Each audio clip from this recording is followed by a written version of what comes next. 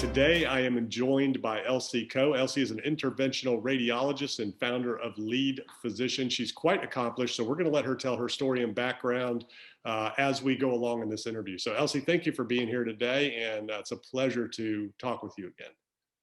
Oh, thank you so much for having me. I appreciate it.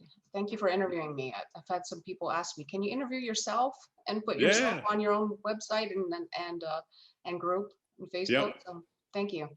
Awesome. Yeah. And then for everybody who's watching, I'm down here on the Outer Banks. So I've got a beach behind me. So hard to find good lighting. This beach house is just all windows. So hopefully the lighting will come out really good. But Elsie, you are quite accomplished. And I think you went to med school when only 1% of women were accepted into that program. Is that correct?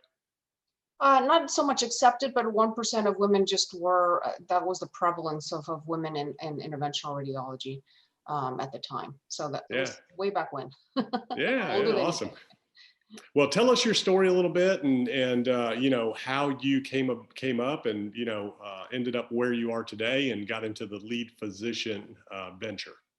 Right. So I started lead physician actually during COVID, although I've been coaching and mentoring physicians for a number of years because of my own story. I'm a type of person who didn't grow up in the background, I mean, within and in my environment of thinking myself as a leader. I didn't even think that I was holding myself back. And I didn't have the confidence when I saw other people leading. I was in awe of them, but I never thought that I could be that leader. And I just discounted it completely, in fact. So when opportunities came my way because of my skill set in medicine to lead, I was completely taken out of my comfort zone, and I felt very, very awkward, and I actually failed at it. That's how it started. Well, so it's So interesting. So you had all of this medical professional training preparing you for a career, but you had no leadership training, right? that's right. The only leadership training I had was just watching other people and how they led, and how I was brought up in my own hometown in West Virginia, and how I saw other people do things. And the way the mentors that I saw basically gave orders, were scary, and were not allowed to speak. I remember my OB rotation where it was complete silence except the doctor who spoke, and he would proceed to yell at the residents and interns. And I was a medical student at the time. So that's the only leadership that I knew. Yeah, leadership through fear and intimidation. Right. Yeah. So, what inspired you to create Lead Physician? So, well, I guess before we get to that, so you've had quite a career. You went to medical school, you did your residency, you got out. So, tell us a little bit about your career journey to this point, where the inspiration for Lead Physician came along. Right. So, like I said, I was started being offered leadership positions because being a medical director of a surgical center, and totally taken out of my element because suddenly I have staff that I'm supposed to lead. But instead of leading them, I said, okay, well, they need to do their job and I'll do my job and I'll just do, whatever. And then I would just tell them what to do. And if they didn't do what I did, I said, well, I'm the doctor and you're the nurse, the staff, and you need to listen to me. I'm the one who's calling the shots here, so that's the, and then I So got that's by. so I that's got by. interesting. Yeah. So that's interesting. So you never thought of yourself as a leader, Yeah. didn't know really what that was about, but yet you were put in a leadership position as medical director. So how did that happen? So it's funny. I think people who are not, first of all, I think people who are not in medicine look at doctors as leaders and then they put them there and they realize that they suck as leaders. Because we're experts in our field. I was very skilled in my hand-eye coordination and the things that I could do. I mean, I can brag about that, but I really just, the reason why I know I failed is because I was told by my center manager at one point that I made each and every employee cry at one time in their time with me in a Christmas party. And I didn't believe it at first. I thought it was a joke. because, after all, we're having drinks, we're having fun, it's Christmas, and we're on a party bus. But nobody was laughing in the bus, and I was devastated. I was like, what the it was one of those moments where you stop and think like, oh my gosh, there's something wrong with me, you know? So you find yourself as a medical director just all of a sudden, and you have no clue how to handle people, how to deal with people, how to lead, delegate, motivate, inspire people. You just know how to get things done, right? So I Yeah, interrupted you there in a thought. So it's take us okay. from that point. No, so yeah, then so after that, after these turning points, I had these like many little turning points, but that was a big one. I realized that I needed to change. And so I started picking up a book. I started asking people. I started noticing more of who I wanted to be like on media, on um, at conferences, at whatever venue I could see. So any networking event, I started asking, and how do I keep my employees? Because my employee turnover rate was not good. How do I get people to like me? How do I communicate in the right way? I didn't know any of those things. And so when I started doing that, it's like suddenly my life started to change. People started to stay with me. I started empowering my staff to dream bigger, to look for more things, to be more than realize that they have more potential than people have been telling them maybe. And then I had the only turnover I really had were people who got promoted. So um, at the end of I recently moved out of that organization. I was there for 14 years. But at the end, when I left that organization, I had employees who really made a difference, who really worked up and beyond their call of duty. There was no job description. A nurse could help the front desk. The front desk can help the scrub tech. The scrub tech, if the nurse needs help, will help them in the pre and post op area. It was a completely different office. And the friend of mine who took over my office said, Elsie, your office is like being in heaven. And I said, what? And he said, when I ask for something, it's done right away. I'm not used to that.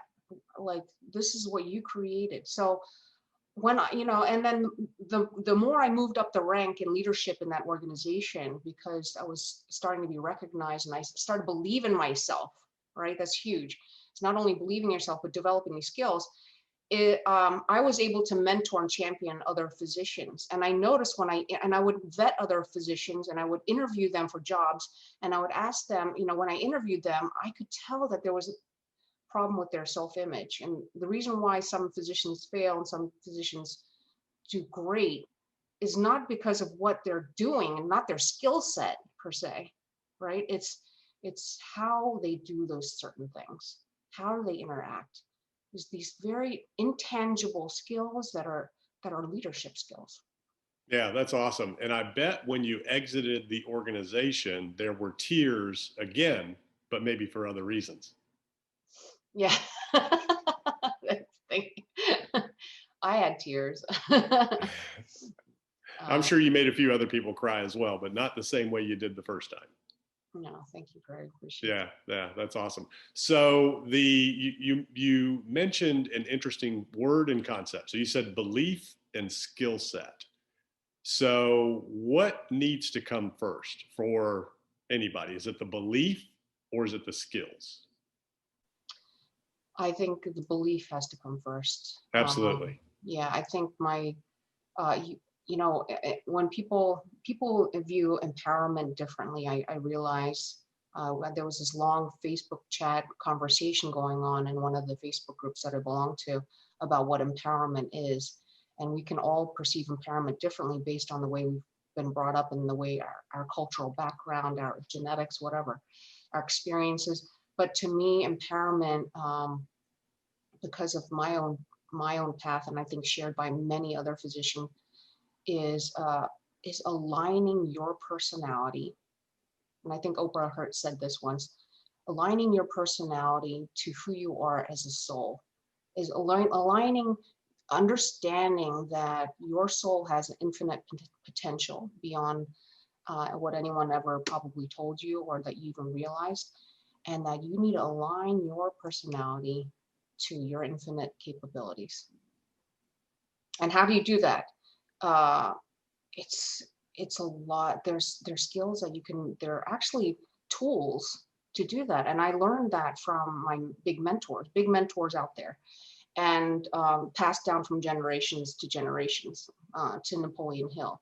And these concepts have been, and when you can tell who's been studying, who's been reading, who's been coached based on how they talk, because they understand these skills so well. And I bet you know those, Craig, because when Oh I yeah. talk to you, I hear it.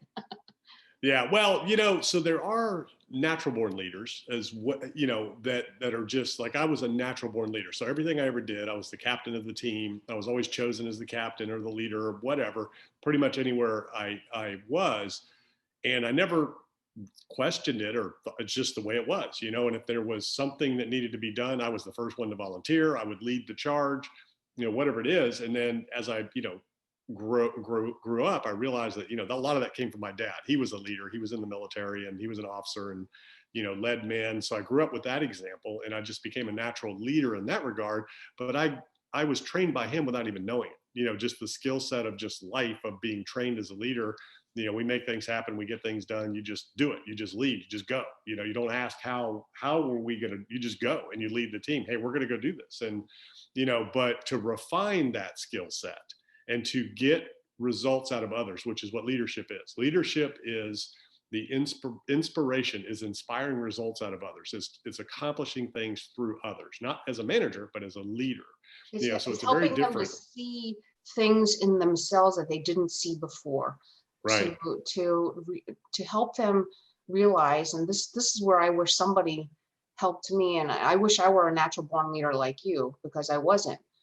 But to see something in them that they didn't realize before that they have right now. And that's what I was getting at. So and even though there are help others natural to born become. leaders, a lot of people will look at that and say, well, are entrepreneurs born, are leaders born, are great business people born? And, it's like you said, it's skills, and there's tools out there and resources that you can develop for that skill set.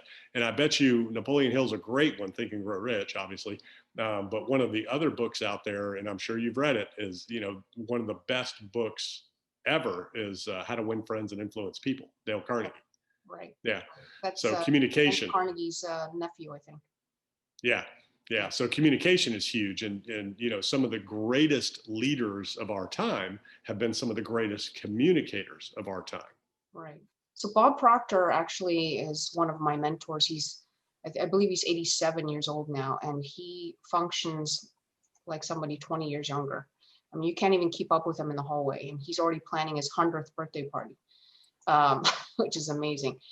But I actually joined the PGI Institute as a coach. That's where I got certified.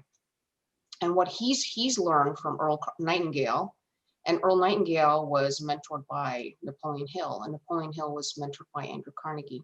And what I found out not that long ago is that Andrew Carnegie was mentored by someone named Elsie Benedict.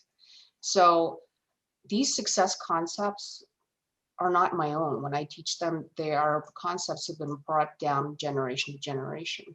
And the bottom line is that what you put your attention to, what your thoughts are, really dictate your future and your results. So if you don't like your results, there's something that there needs to be a shift within, a paradigm shift that starts you going in the right direction, with the expectation of knowing that you have this potential. It's a paradigm shift.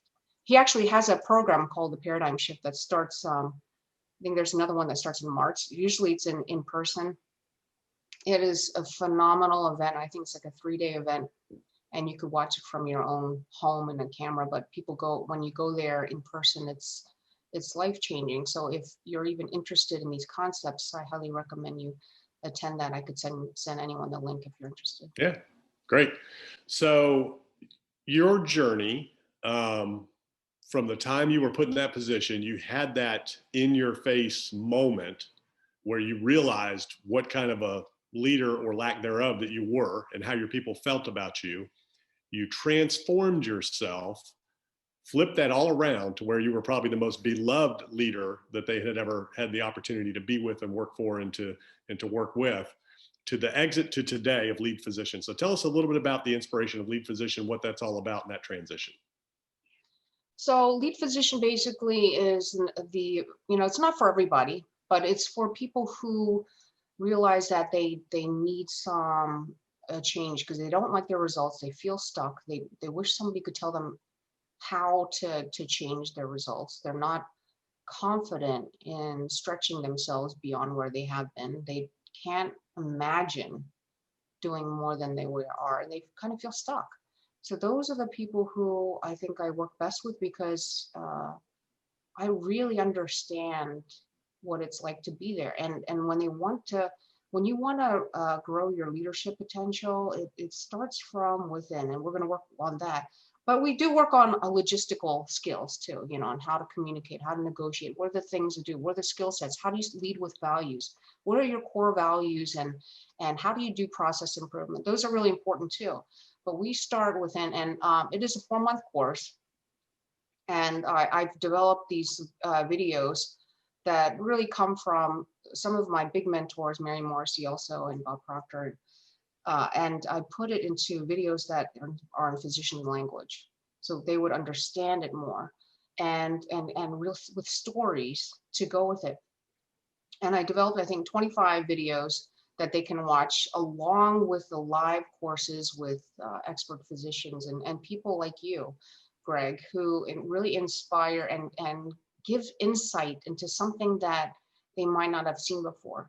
Because a business coach like you will help physicians to think, because we don't think in that way. How do you grow your wealth? How do for me, all of these concepts not only changed my career, but it changed how I deal with my money, how I invest, how I realize that there are smart, risky investments to do to really make a difference in how you live and how you can help others. And my relationship with my family and being able to help my kids during COVID when they were so depressed and making them think that they are more than the circumstances around them and to be able to find hobbies like my son during summer, he found fishing and he just absolutely loved it. That he just went off with it. My daughter started a fashion business and you should see our garage. We opened up one of the second garages for her and she created a whole teenage streetwear line called Radar Missing in Action, or MIA or something, Radar 1 MIA. And and we just recently bought 100 sweatpants from Peru for her to design because she sold out on her 2 lines. And just giving that to somebody to plant that seed in someone's mind, not just your child, but your peers, your colleagues, that they are more than what they think. And it's life changing. And I see what Bob Proctor does. It's unbelievable. Yeah. So where did the inspiration in this time come from to create Lead Physician? Because you didn't have that before. You'd gone through the program, you had Bob Proctor, and then all of a sudden you just, I'm going to do this thing. So tell us about that. Yeah, so I used Bob Proctor's material to coach healthcare professionals. It wasn't just physicians; it was healthcare executive people and IT people and pharmacy people in different realms of healthcare. But what I noticed is that I really wanted to tailor the material to our healthcare environment. And I wanted to put it in language that makes it even more understandable without having me to reiterate it over a camera live. So I said, you know what, I want to create my own. And that's where Lead Physician came in. Right, but why? So the question is why? Yeah, you could do anything. You are accomplished. You could be investing in real estate. You can be doing anything you want to do anywhere in the world at your level with your background, your pedigree, anything. But you're like, I'm going to do this. So tell us why you wanted to do this. It gives me such satisfaction and to help other people in this way. And I'm seeing, clients of mine, get out of the dumps. Somebody who felt stuck has now realized that there's more to her life than what she had, and now she's building a business where she's helping people in the entire state, including rural areas, with her business, and have a whole platform for telemedicine with insurances now on board to create things. We are so creative. Physicians, I feel like, have so much more potential than anyone's giving credit to. We see the burnout rate of 40 to 50%. I'm tired of hearing about the burnout rate. I'm tired of hearing about, that the administrators are taking away from the physicians, and we see that during COVID, and how we are treated when we need to step up as leaders in the healthcare field. We know what's going on on the bottom, the ground up. We understand where the changes need to be made, and there's frustration because there's a disconnect between what clinically needs to be done with the people who are controlling the healthcare environment, which are the non-clinical people often. And there's a lot of unhappy people. Disruption is not happening the way we want it to. It's actually hurting people. The healthcare costs are astronomical and the highest in the entire world. And yet, we don't have the highest scoring on healthcare quality. Although, in certain areas, yes, in metropolitan areas there are, but like across the country, if we look at the quality of the care that's being delivered, it's not number one in the entire, out of the 11 OEC countries. We're the bottom. Our infant mortality rate is the worst out of that. So if you think critically about why are we failing?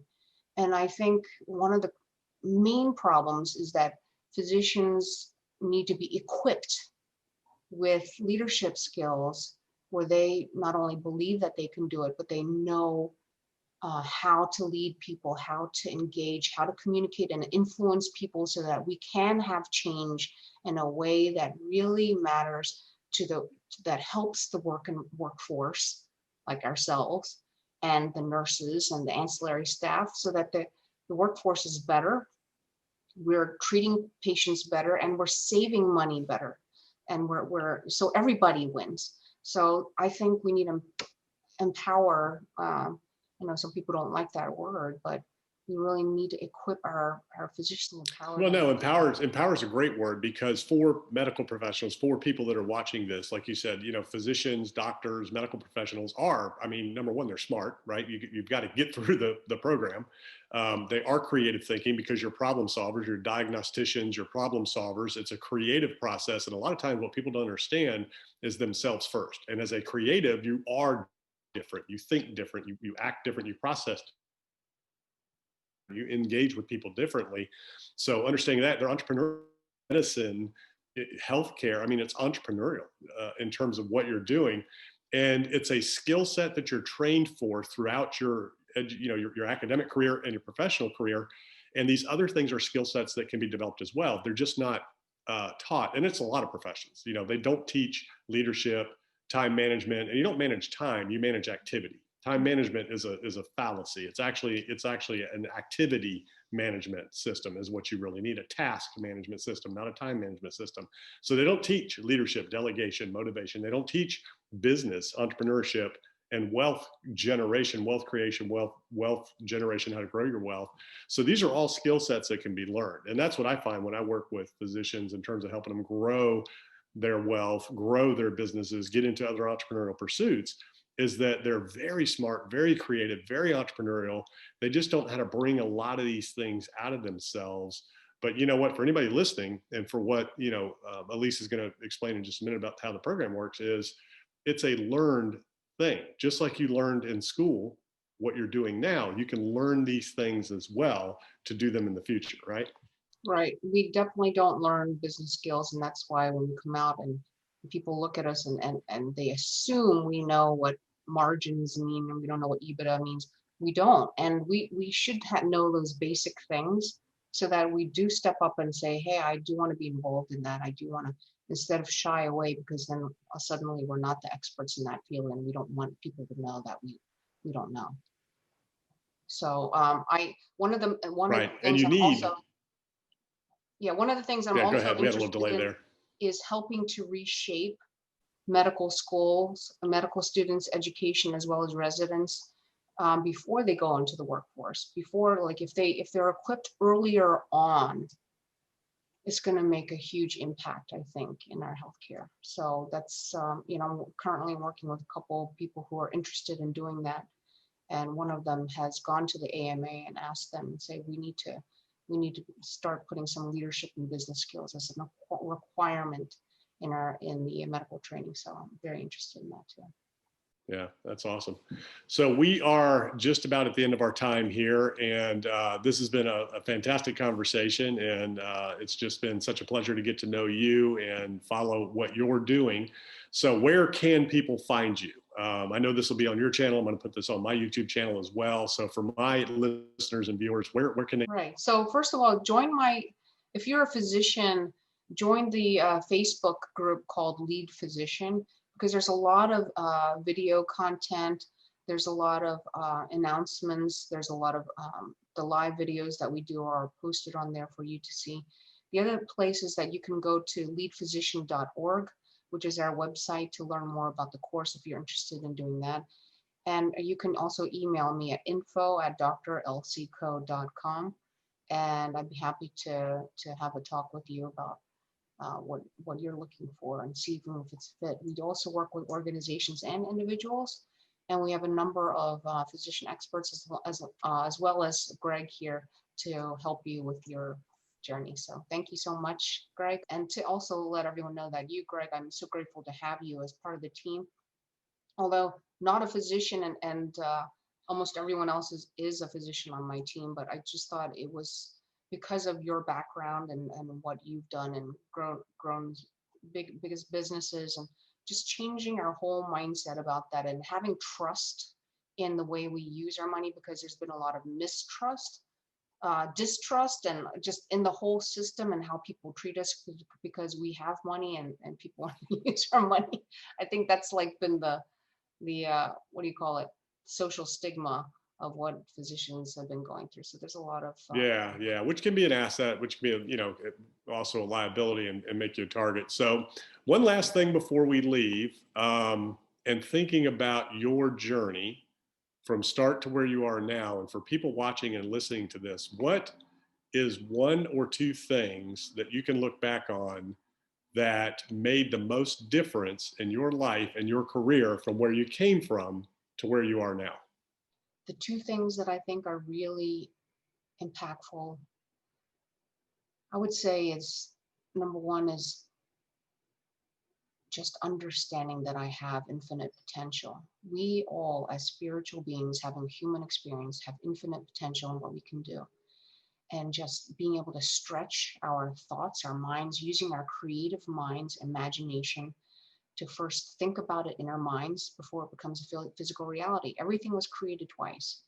So if you picture it in your mind, you believe, you have faith, and you expect, and you take action on that, watch things unfold. And that's what I kept proving over and over when I learned to think in that way. When you start thinking in this way,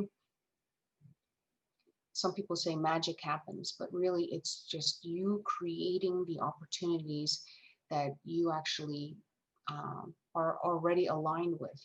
And this sounds morbid, but I I guess at 51, I'm realizing my mortality more, which makes everything more real than before. Like my relationships with people, how I want to help and make a difference, my purpose here before it's up, and not having regrets and not doing something that I wanted to do. So being really authentically myself and being able to live out my purpose.